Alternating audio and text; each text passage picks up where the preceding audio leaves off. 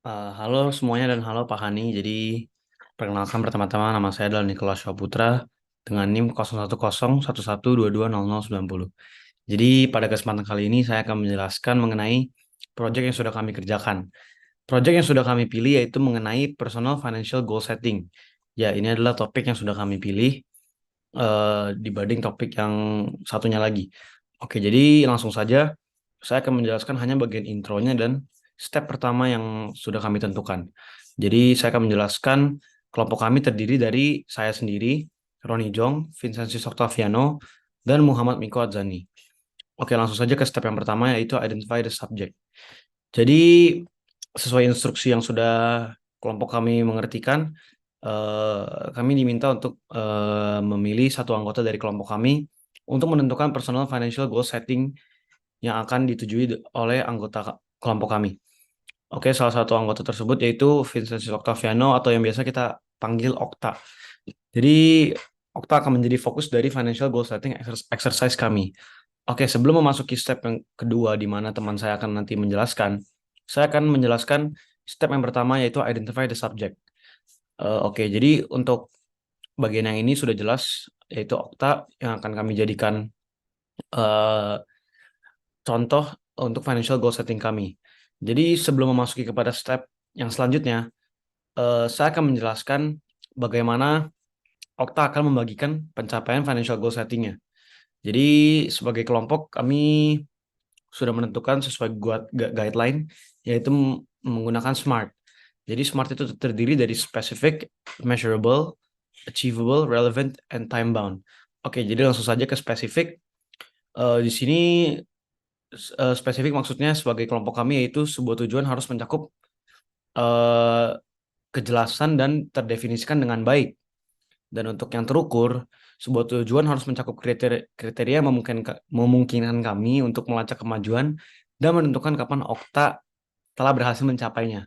Dan untuk yang ketiga, achievable, yaitu dapat dicapai, di mana tujuan dari Okta ini harus realistis dan jelas, di mana ia dapat mencapai tujuan tersebut.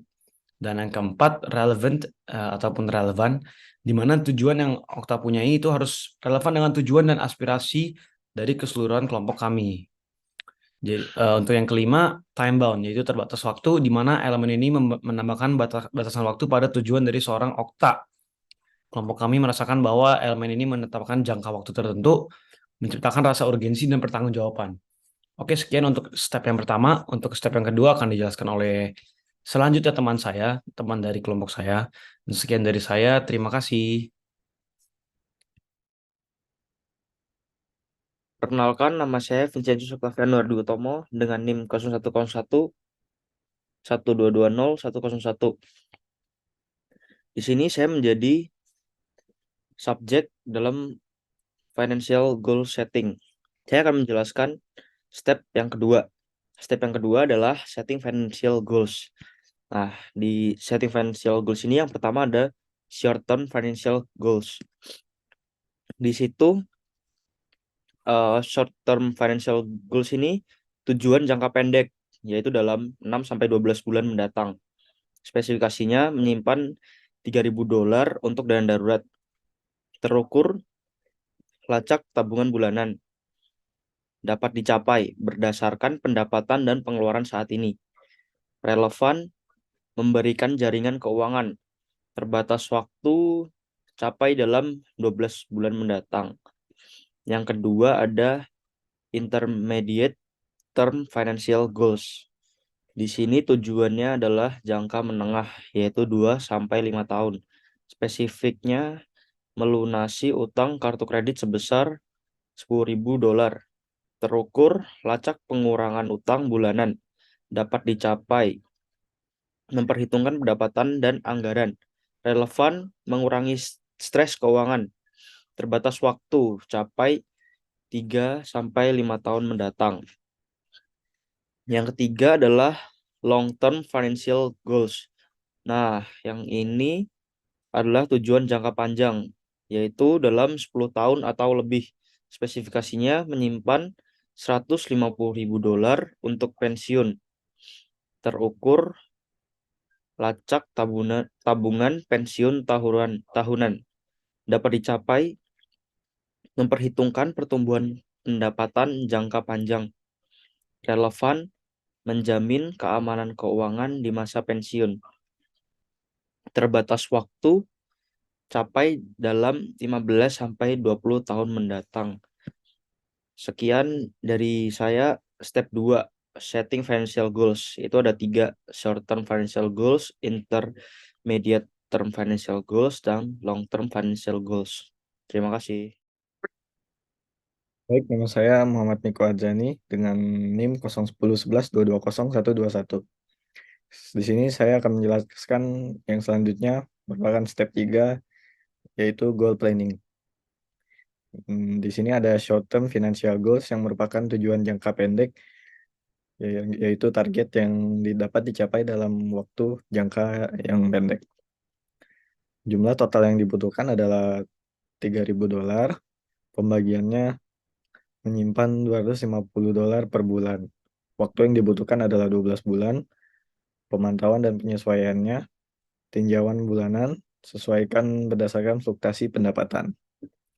Selanjutnya ada intermediate term financial goals, yaitu tujuan jangka menengah yang biasanya targetnya dicapai dalam waktu yang jangka menengah. Jumlah total yang dibutuhkan di sini adalah $10.000. Pembagiannya alokasikan tambahan $200 per bulan untuk hutang. Waktu yang dibutuhkan adalah 5 tahun dan pemantauan dan penyesuaiannya tinjauan triwulanan, pertimbangkan keberuntungan atau bonus.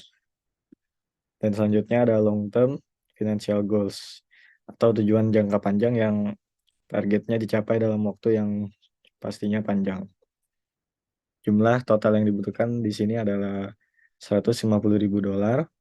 Pembagiannya menyimpan $7.500 per tahun. Waktu yang dibutuhkan di sini adalah 20 tahun.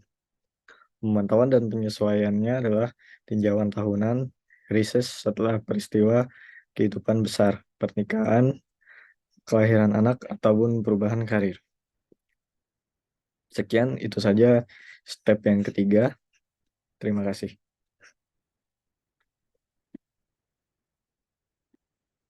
Halo Pak Hani, di sini saya Roni Laksanjani Jong.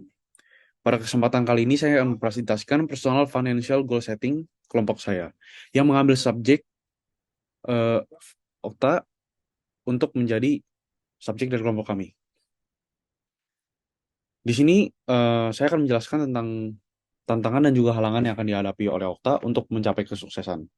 Yang pertama adalah menyeimbangkan antara keluarga dan juga pekerjaan. Untuk membagi kedua waktu ini dibutuhkan pembagian waktu yang sangat baik. Yang kedua adalah menghadapi kritik dan menggunakan kritik sebagai kekuatan. Untuk sebagian orang, kritik bersifat menjatuhkan dan tidak membuat kita menjadi pribadi yang lebih baik. Tetapi tidak untuk Okta. Okta membuat kritik menjadi suatu kekuatan dan juga eh, suatu hal yang perlu ditingkatkan pada kedepannya. Yang ketiga adalah tidak membandingkan diri sendiri dengan orang lain. Dengan kita membandingkan diri sendiri dengan orang lain, kita menjadi pribadi yang iri hati. Yang keempat adalah takut menghadapi tantangan dan sulit untuk move on dari peristiwa masa lalu. Di sini kita tidak boleh trauma akan kegagalan, tapi kita sebaliknya kita harus mencoba untuk lebih gagal dan agar kita bisa menjadi pribadi yang lebih berkembang. Yang kelima adalah individualitas dan dalam ber- sulit bekerja dalam tim. Sifat individualitas yang kita miliki harus kita kecilkan dikarenakan kita membutuhkan orang lain untuk menjadi pribadi yang lebih baik. Di sini yang terakhir adalah ideologi tetap yang ada dalam diri membuat kita menghambat kemampuan untuk berkembang. Di sini adalah strategi finansial yang bisa diterapkan untuk short term financial goal setting. Yang pertama adalah kita mencatat pengeluaran dan pemasukan. Dalam short term financial goal setting, kita bisa memulainya dari mencatat pengeluaran pemasukan. Dikarenakan kita harus dari awal kita harus mempunyai mindset pemasukan lebih besar dari pengeluaran. Jangan sampai pengeluaran kita lebih besar daripada pemasukan. Di sini saya juga mencantumkan untuk menabung secara konsisten dan juga disiplin. Dengan menabung, kita bisa membuat uang kita menjadi semakin lebih banyak dan juga membuat kedisiplinan kita menjadi lebih baik. Di sini kita juga bisa membatasi gaya hidup kita agar tidak terlalu hedon dan juga memanfaatkan uang sebaik mungkin. Yang terakhir adalah pada saat ini kita bisa mencoba-coba untuk membuka usaha. Karena pada saat ini adalah masa-masa kita untuk mencoba dan gagal, mencoba terus dan gagal. Di sini kita bisa eh, mendapatkan baik pengetahuan dan bisa mengetahui mana yang baik untuk diri kita sendiri. Yang kedua adalah midterm financial goal setting. Yang pertama, kita membuat bisnis yang tetap dan menjadi fokus utama. Pada masa midterm finance goal setting ini yang berdurasi sekitar 5 tahun, kita bisa membuat satu bisnis yang tetap dan menjadi fokus utama kita. Dikarenakan kita sudah mencoba-coba untuk membuka usaha pada waktu sebelumnya, kita sekarang bisa mengetahui mana bisnis apa yang cocok untuk kita sendiri. Di sini kita juga bisa mulai berinvestasi dikarenakan duit kita juga sudah lumayan banyak. Seperti memasukkan saham blue chip seperti BCA. Dikarenakan BCA sendiri merupakan instrumen investasi yang baik untuk kedepannya. Sehingga itu investasi merupakan sebagai tabungan kita untuk kedepannya. Nah, di sini kita ketiga, dalam berbisnis itu kita memerlukan dana dan juga modal. Nah, dari situ kita juga bisa meminjam uang dari bank sehingga kita mempunyai utang. Tetapi utang yang kita minta tidak boleh terlalu berlebihan agar kita tidak terbebani. Di sini adalah masa terakhir yaitu long term financial goal setting. Di sini kita berfokus kepada berbagai macam usaha yang ada. Kita tidak boleh berfokus pada satu usaha kita yang ada sampai kita melupakan usaha-usaha kita yang lain. Di sini saya juga berpikir untuk memasukkan uang dingin ke dalam deposito.